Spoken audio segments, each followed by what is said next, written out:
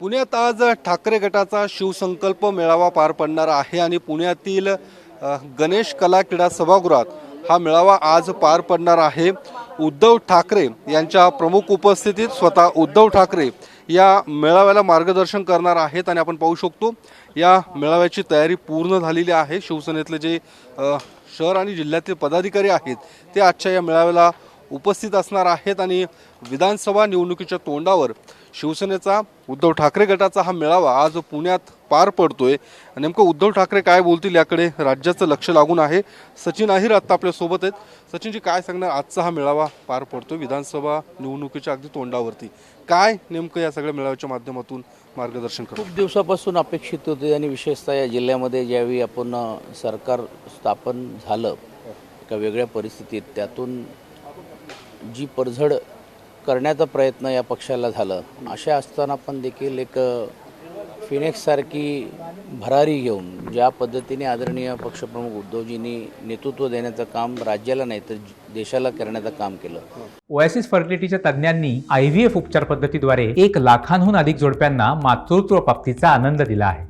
मोफत appointment book करण्यासाठी आजच संपर्क साधा।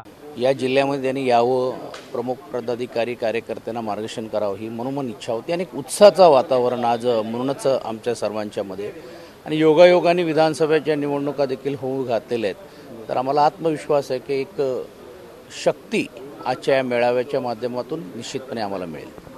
दुसरीकडे आज सचिन वाजेंनी एक गंभीर आरोप केलेला आहे की अनिल देशमुख जे माजी गृहमंत्री आहेत ते PAच्या माध्यमातून पैसे घ्यायचे, त्यांनी तसं पत्र सुद्धा फडणवीसांना लिहिलेलं आहे। मुळामध्ये ते अजून कस्टडीमध्ये, अशावेळी एका कस्टडीमध्ये असलेल्या व्यक्तीचा किती प्रमाणावरती त्याची सुनावणी म्हणा किंवा त्याचा स्टेटमेंटला महत्त्व द्यायचा हा एक प्रश्न तांत्रिक आहे। ही स्टेटमेंट देता येते का आणि मग टायमिंग हा महत्त्वाचा भाग आहे। आपण बघितलं असेल गेल्या आठवड्याभरापासून अनिल देशमुखजींनी जे पर्दाफाश करण्याचं काम केलेलं आहे, गौव्यस्फोट केलेले आहेत आणि म्हणून आज त्यांना जाणून बुजून ही स्टेटमेंट द्यायला लावलं आहे का हाही एक प्रश्न निर्माण होणार आहे। अर्थात त्यांनी या अगोदर काही त्यांची जर स्टेटमेंट दिली असतील तर ते रेकॉर्ड झालं असेल त्या यंत्रणाकडनं, मग आतून नवीन होऊन बोलायची काय गरज लागली, हाही एक संशोधनाचा भाग आहेत ना। आणि म्हणून परत नाहक बदनाम करणं किंवा या संपूर्ण प्रक्रियेतून त्यांना वेगळ्या पद्धतीने घेऊन जाणं हा महत्त्वाचा आहे। आपण सर्वांनीच लक्षात ठेवलं पाहिजे की ते अजून बेलवरती आहे। न्यायालयीन पूर्ण असलेले जे खटला आहे अजून तो चाललेला आहे, तो पूर्ण व्हायचा आहे आणि त्याच्या अगोदरच आपण आरोपी जर काही आरोपीतच सिद्ध करणार असेल तर त्याला काय अर्थ नाही। पण ते म्हणतात माझ्याकडे सर्व पुरावे आहेत आणि नार्को टेस्टसाठी सुद्धा मी तयार आहे। पण त्यांना थांबवलं कोणी? सरकारनं थांबवलं कोणी? आणि मुळामध्ये एक तेही आता आरोपी आहेत, कस्टडीमध्ये आहेत, ते काय माफीचे साक्षीदार झाल्यानंतरच त्यांना कोर्टाने किंवा निर्दोष मुक्तता करून सोडलेले आणि मग ते हे बोलतायत का? तर या सर्व प्रश्नाच्या वरती पण लोक प्रश्नचिन्ह विचारणार। दुसरीकडे उदय सामंत काल असं म्हटलेत की Uddhav Thackeray fake narrative set करून जी मतांची सूज आलेली आहे ती या निवडणुकीत नक्कीच उतरणार।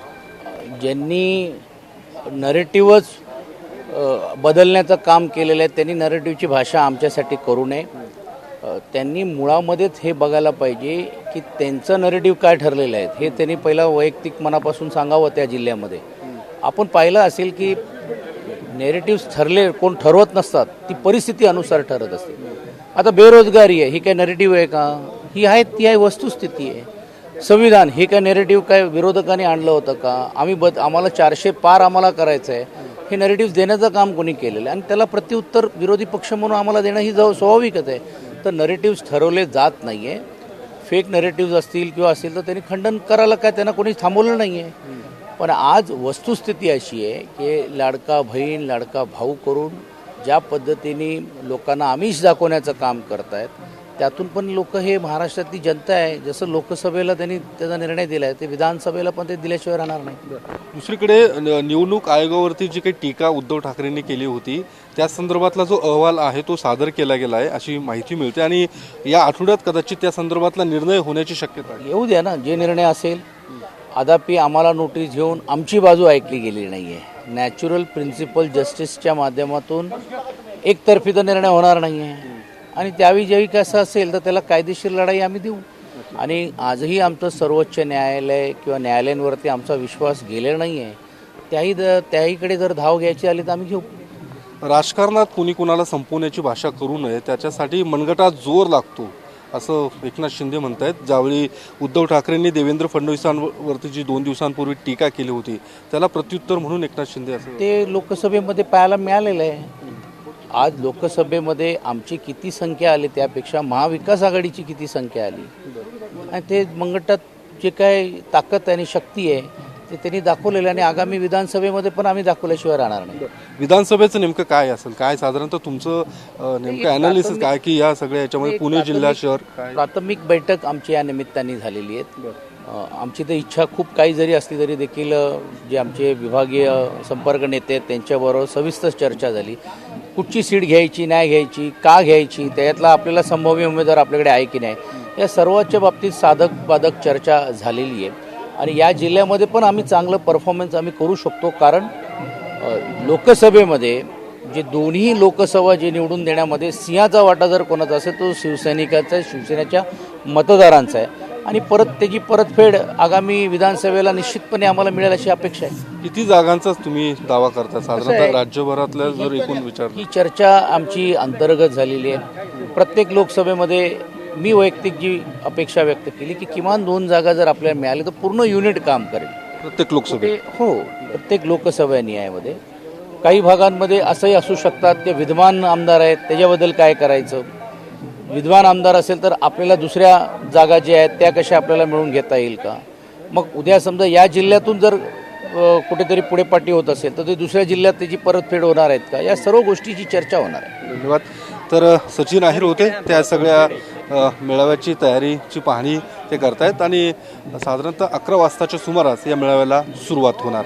कॅमेरामन सुशांत राऊतसह मी योगेश बोरसे, TV9 मराठी, पुणे.